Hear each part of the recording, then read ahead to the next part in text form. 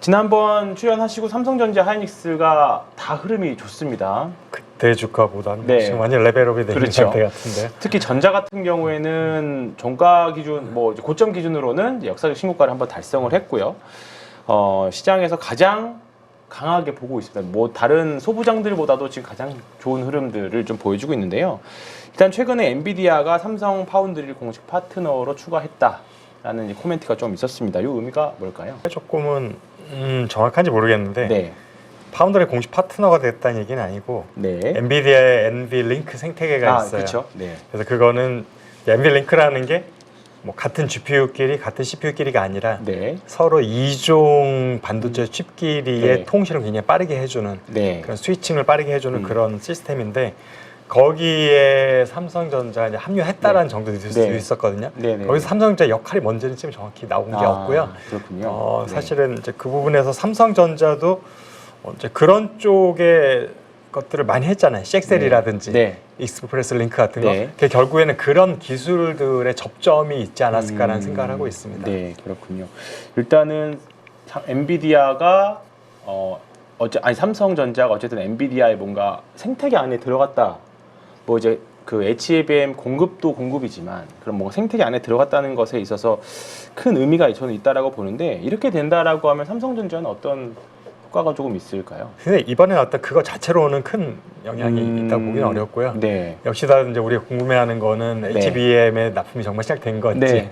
지금 언론에서 네. 나오긴 했었는데 이제 엔비디아도 삼성 측에서도 공식적으로는 그 부분에 대해서 노코멘트를 지금 그렇죠. 일본 하고 있다 네. 보니까 근데 과거에도 사실은 언론에 뭐 확정됐다 들어갔다 이런 네. 얘기들이 나왔다가 그렇죠. 지나놓고 보니까 아니었다라는 네. 상황이 많아서 그렇죠. 이번에도 사실은 뭐 확정적으로 정말 납품 시작했는지 여부는 제가 이제 사실 개런티를 못 하겠고요. 네. 근데 그것을 우리가 확인할 수 있는 방법은 내년 1분기 실적에서 네. 하이닉스랑 얼마나 수익성 같은 데서 갭을 축소를 했느냐에 따라서 그 다음에 그 보면 HBM 시장 점유율의 변동이 있는지 네.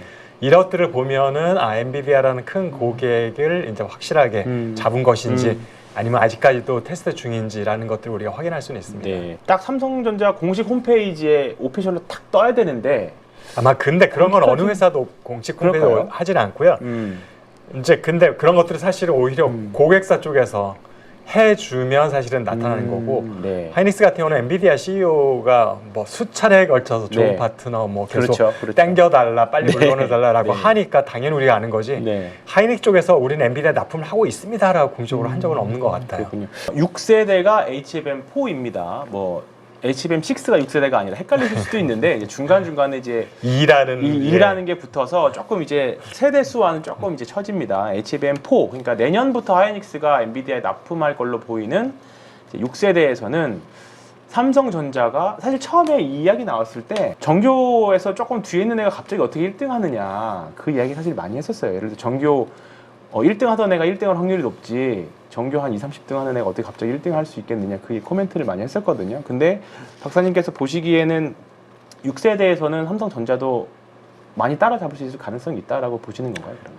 사실은 네. 베일에 가려 있는 것 같아요. 그렇죠. 네. 물론 지금 그렇습니다. 여기서 어떤 네. 베일이 있냐면 일단은 내일 상반기에 출시되는 6세대 HBM4는 전부 다 아마 12단에서 시작할 거라고 생각이 돼요. 네. 12단까지는 양사 다 이미 나름대로 공정으로 이제 양산까지 성공을 했었던 단수거든요. 근데 이게 이제 하반기에 출시가 될지 아니면 그 후년이 될지는 모르겠지만 네. 16단이 이제 들어갈 거거든요. 네. HBM4에서는. 네. 근데 16단 HBM 자체가 아직 어느 회사도 완성하지 못한 기술이라서 네. 그 부분에서는 아직 누가 더 유리하다는 것을 네. 말할 수 없으니까 16단에 갔을 때 아마 후발주자가 분명히 잘한다면 역전시킬 수 있는 가능성이 네. 있다. 근데 똑같은 12단에서는 여전히 5세대에서 6세대로 간 게 사실은 엄청난 큰 변화는 아닐 거라고 저는 그렇죠. 생각되고 있고요. 그다음에 하이닉스 같은 경우 일단 6세대에 들어가는 D램이나 그래픽 DDR이나 네. 5세대에 들어가는 건 똑같이 원 B 제품을 쓰고 있다라는 거. 네. 근데 삼성전자는 원 C 제품을 먼저 도입한다는 것 이런 것들이 변수가 있습니다. 네. 근데 일각에서 보면 원 C가 성공적으로 런칭을 하게 되면 삼성전자가 그동안의 갭을 빠르게 축소할 수 있는 가능성이 있다라고 보는 네. 거고 다만 우려 포인트는 원 B에서 양산 수요를 못 잡았던 삼성전자가 앞선 세대인 원 C에서 쉽게 잡을 수 있을 거냐. 결국엔 초기에 수율에서 또 어려움을 겪게 되면 그렇죠. 그 부분에서도 고객사 신뢰 잃을 수도 있다라는 지금 검에 양날 것 같은 상황인 거예요. 그렇죠. 근데 삼성전자 입장에서는 영원한 후발주자로 남느니 모험을 좀 하더라도 어쨌든 전환의 반기를 마련하겠다. 이제 이런 전략인 거죠. 네. 그래서 사실은 내년에 굉장히 우리가 바라볼 수 있는 여러 가지 포인트들이 많이 있는 것 같습니다. 가장 요즘에 증권가에서 말이 많이 나오는 게 좀 약간 파격적인 코멘트입니다. 하이닉스가 삼성전자 시총을 역전할 수 있을 것이냐에 대한 코멘트입니다. 현재 대략적으로 보면 삼성전자 시총이 한 575조 정도 되고요. 오늘은 한 590조 네. 정도까지. 네, 그렇죠. 완전 더 올라와서 그렇고요. 그 다음에 하이닉스가 300조, 30조, 약 300조 300조 이렇게 그렇죠. 됩니다. 그러면 거의 2배까지는 2배 정도 가게 약 삼성전자도 2배 올라갈 정도죠. 테니까. 네, 네, 지금 약 2배 삼성전자도 정도인데. 그동안 계속 올라갈 테니까 하이닉스가 한 지금보다 그러면 대략 주가 기준으로 한 90만 원 정도 가야 됩니다. 현실적으로 가능할까요? 기본적으로 양사가 볼륨이 달라요. 물론 그렇습니다. 왜냐하면 삼성전자는 반도체만 있는 것이 그렇죠. 아니다 보니까 네. 사실 시총이라는 게 뭐 물론 수익성이 중요하긴 하지만 굉장히 주가라는 거는 좀 종합적인 것들이 다 들어가잖아요. 맞습니다. 전체 규모도 네. 그 중에서 하나의 중요한 포인트가 되고 얼마나 다양한 포트폴리오를 갖고 있느냐 이런 것도 다 반영이 될 텐데 그런 면에 있어서 삼성전자랑 하이닉스의 주가를 비교해서 똑같이 된다라는 거는 저는 사실은 그러니까 좀 어려운 일이라고 생각이 되고 있고요. 네. 결국에 따져야 될 거는 삼성전자 만약 반도체를 분사를 했을 때 반도체 부분과 하이닉스와 주가는 어떻게 될 거냐 이게 사실은 비교 대상이 맞는 거예요. 그렇죠. 근데 지금 분사할 생각은 아예 없는 없죠. 거기 때문에 네. 영원히 삼성전자 주가 총액이 하이닉스보다 높을 수밖에 없다라고 생각하는 거죠. 그렇군요. 아직까지는 그런 이슈에 있어서는 조금은 시기상조? 그러니까 시기상조가? 양사를 사실은 네. 1대1 비교할 수 없는 거죠. 물론 그렇죠. 서로 다른 그러니까 어떻게 보면 같은 비즈니스 군에 있는 기업이 아니거든요. 네. 사실은 삼성전자 일부가 반도체인 네. 거다 보니까 그것과 반도체 온리 기업하고 비교를 하는 자체가 사실 삼성전자를 비교하려면은 그와 비슷한 종합 전자 회사랑 비교를 하는 게 맞는데 네. 사실은 삼성전자와 같이 모든 것을 다 하는 회사가 이제는 거의 남아있지 않아요. 그렇죠. 맞습니다. 일본에 많이 있었는데 이전에는 거의 나 없죠. 상사들이라든지 그렇죠. 마츠시다 같은 데이 네. 파나소닉 있었는데 지금은 많이 정리를 하거나 그렇죠. 계열 분량을 매각을 한 상태라서 그렇죠. 유럽 쪽도 사실은 그렇게 모든 것을 하는 기업은 없고 맞습니다. 특히 반도체를 같이 하면서 가전하는 회사는 없다고 없죠. 보셔서 그래서 사실은 삼성전자가 어떻게 보면은 약간 유니크한 존재인 거예요. 네. 포트폴리오로 보면은 그게 사실은 때로는 장점이 되지만 그렇죠. 때로는 또 발목을 잡는 요소가 되는 그렇죠. 건 우리가 사실 네. 다 보고 있고 네.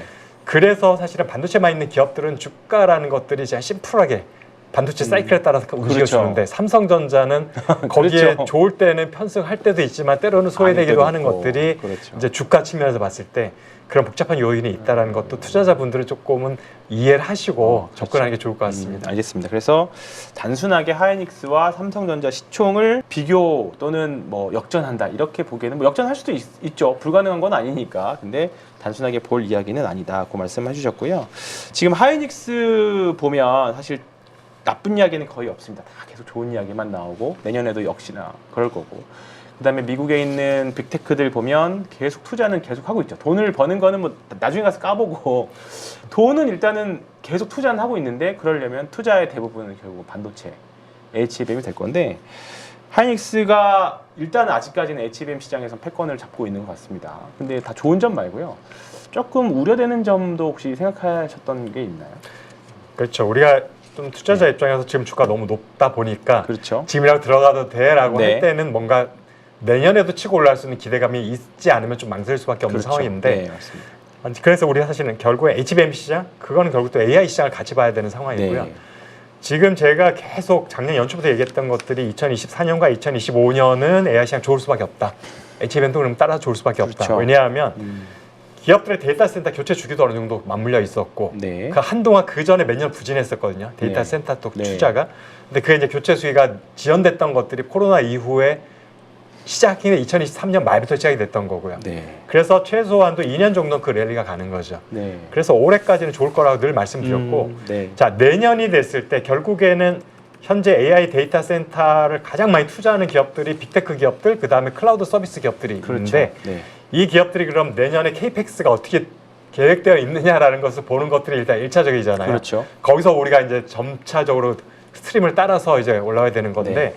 그렇게 봤을 때 올해보다 작년에 확실히 또 투자액이 늘긴 해요. 약 5,200억 네. 달러 정도, 네. 뭐 거의 700조 가까운 정도 네. 어마어마한 돈이고 올해도 굉장히 많았는데 올해 대비 한 26% 정도 증가하는 네. 거라고 지금 보고 있더라고요. 자, 이걸로 보면 굉장히 장밋빛이긴 한데 네. 그럼 올해와 작년에 데이터 센터 케이펙스 증가율이 얼마였느냐? 네. 60% 되었어요. 네.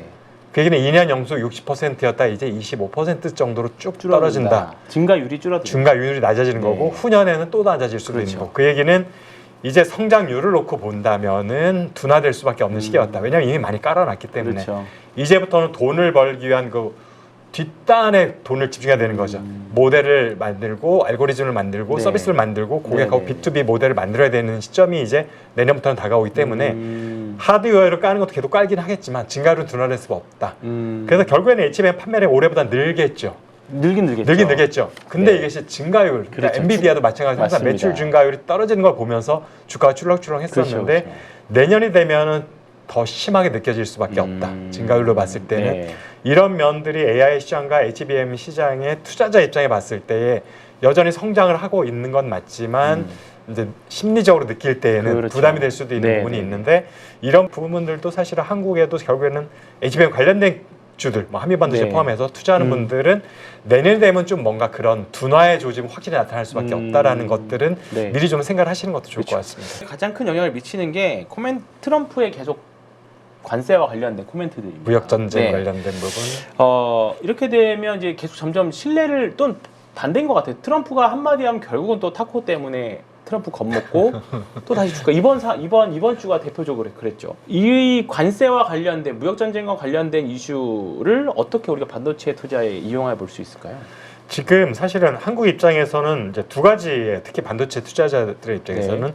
한국에 대한 전반적인 상계 관세가 25%에서 15% 낮아지는 것으로 돼 있는데 네. 최종 확정이 안 돼 있는 거잖아요. 네. 이제 미국에 투자하기로 된 3,500달러에 대한 네. 구체적인 내용에 대해서 그렇습니다. 한미 지금 정책 당국 간에 서로 이견이 있는 상황이고 네. 서로 이해하는 부분이 달라서 이제 이 부분에 대해서 여전히 이제 얼마 후에 경주 에이펙에서 정상회담을 하게 되면 네. 그때는 어느 정도 윤곽이 드러날 거라는 기대감이 좀 있긴 하겠지만 그때도 완전히 이게 클리어하게 되지 않을 수도 있는 거잖아요. 그렇죠. 왜냐하면 서로 간에 양보하기 어려운 부분들이 분명히 존재하기 때문에 또 하나는 최근에 우리가 바이오 의약품 100% 관세가 나오면서 출렁했었는데 네. 반도체 품목 관세는 계속 아직까지 엄포만 놓고 있지 네. 현재까지는 발표를 하지 않은 상황이어서 이 부분도 정말 막 100%까지 높아지게 되면은 사실은 반도체 관련된 모든 주가들이 한 번은 출렁이지 않을까요? 그렇죠. 아마 패닉에 빠질 수 네. 있는 상황인 것 같고 그래서 그 부분 두 가지가 지금 관세 관련해서 맞물려 있는 불확실성이 있다라는 것들.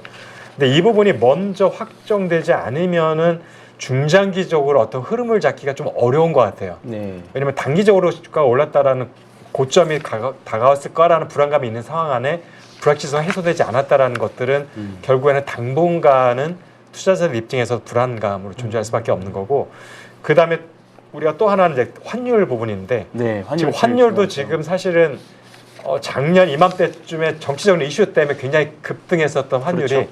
네. 상반기에는 뭐 1,300 초반까지도 낮아졌다가 그렇죠. 다시 1,440원. 네.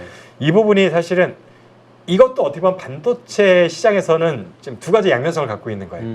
삼성 하이닉스 입장에서는 환율이 높다는 얘기는 네. 이익이 증가하는 거. 그렇죠. 다 수출 기업이기 때문에 네. 그래서 실적은 좋아질 건데 올해 하이닉스 실적이 그렇게 좋았던 이면에는 여전히 높은 환율이 작용했다라는 그렇죠. 것도 저희가 부인할 수 없는 상황인데 수출주들한테는 그렇죠. 그런데 사실은 실적은 그런데 주가 입장에서는 실적이 좋다 무조건 주가가 오르는 건 아니기 때문에 그렇죠.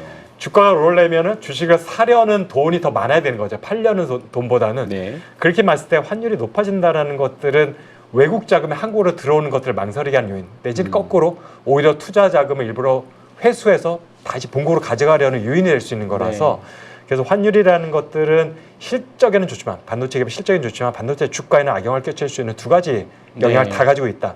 그래서 환율하고 지금 관세에 대한 불확실성 두 가지가 네. 아직 해결되지 않았기 때문에 제가 볼 때는 너무나도 좋은 기대감만 가지고 1년 후까지 계속 오를 거야라는 마음을 투자하기보다는 투자를 하지 말라는 얘기는 아니지만 좀 그렇죠. 더 오를 여지는 있으니까 우리가 보면 빠질 때 잠깐 빠고 조금 현금화했다가 다시 네네. 들어가는 이런 조금 전략적인 접근도 전략적인. 필요할 때가 네. 있는 것 같습니다.